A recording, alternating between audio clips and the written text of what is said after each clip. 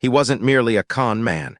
He was a human chameleon, assuming identities others thought impossible. The story of Ferdinand Demara isn't one of a singular grand heist. Instead, it's a sprawling narrative of constant reinvention, a man who, time and again, slipped into the skin of experts, professionals, and even saints, all without the necessary credentials. He operated not with force or intimidation, but with audacious intellect and an almost theatrical commitment to his roles. Born in Lawrence, Massachusetts in 1921, Demara's early life offered few hints of the extraordinary path he would forge. He was a bright, if restless, child. He left home at 16, gravitating towards the anonymous freedom of life on the road, a taste that would define his existence. His first significant impersonation wasn't for financial gain, but for escape. During World War II, after failing to make a career in the Army and then the Navy, he deserted. To avoid detection, he assumed the identity of a long-lost friend, Robert Linton French.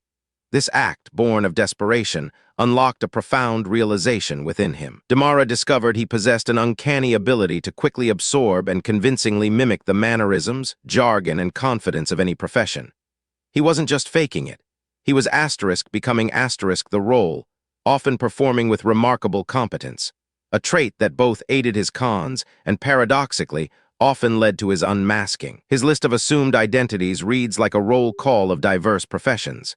He was a Trappist monk, a dean of philosophy, a civil engineer, a sheriff's deputy. Each role required a different persona, a different set of skills, and Demara adapted with astonishing fluidity. One of his most audacious impersonations occurred during the Korean War. Under the assumed name of Joseph Sear, a doctor whose medical school transcripts he'd acquired, Demara joined the Royal Canadian Navy. He quickly gained a reputation as a highly skilled surgeon. Aboard the HMCS Cayuga, Demara, the unqualified surgeon, performed multiple successful operations, including major surgery on 6 wounded Korean combatants, removing shrapnel and saving lives. His quick thinking and ability to improvise under pressure were astounding, even if his methods were entirely unorthodox. His surgical prowess, ironically, led to his downfall. His story became public after a Canadian newspaper reported on his heroic actions, complete with his true name. The real doctor, Joseph Sear, still practicing in New Brunswick, saw the article and immediately recognized the imposture. Demara was arrested and subsequently discharged from the Navy, but the public reaction was unexpected. Instead of condemnation, there was a strange admiration for his daring. He hadn't stolen money or jewels. He'd merely done a job and done it well under false pretenses. This pattern repeated throughout his life.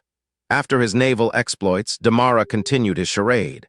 He became a teacher in a remote Maine school, a role he excelled at, connecting with students and even implementing innovative teaching methods. Yet the shadow of his past often followed. A student, recognizing him from the widely publicized Korean War incident, exposed him. Demara once again had to move on, leaving behind a trail of impressed, yet ultimately deceived, colleagues and students. His motivations weren't always clear-cut. While some cons were for basic survival, many seemed driven by a desire for respect, recognition, and the thrill of the intellectual challenge. He sought a life of consequence, even if it meant living a lie. One particularly fascinating episode saw him become a prison warden in Huntsville, Texas. As Dr. Cecil Hammond, he introduced progressive rehabilitation programs, earning the respect of both inmates and staff. He genuinely tried to improve conditions. His tenure there, like so many others, ended when his true identity was revealed. The irony was palpable. A man who had himself spent time behind bars was now reforming a prison system, only to be exposed by his own fame. Demara's story gained significant public attention through a biography, The Great Impostor, written by Robert Crichton. This book, and the subsequent film starring Tony Curtis, cemented his status as a legendary figure. Even after his notoriety, Demara found ways to continue his masquerades. He worked as a career counselor, a high school teacher, and even as a hospital orderly, always under different names, always seeking a fresh start. His later years saw him living a relatively quiet life in Anaheim, California, working as a Baptist minister's assistant.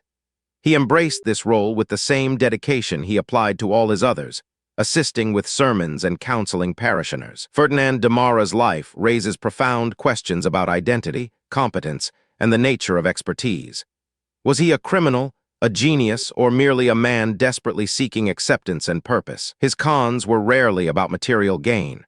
They were about the performance, the intricate dance of deception, and the astonishing ability to convince others of his legitimacy, often to the benefit of those he deceived. He didn't fit the typical profile of a criminal mastermind.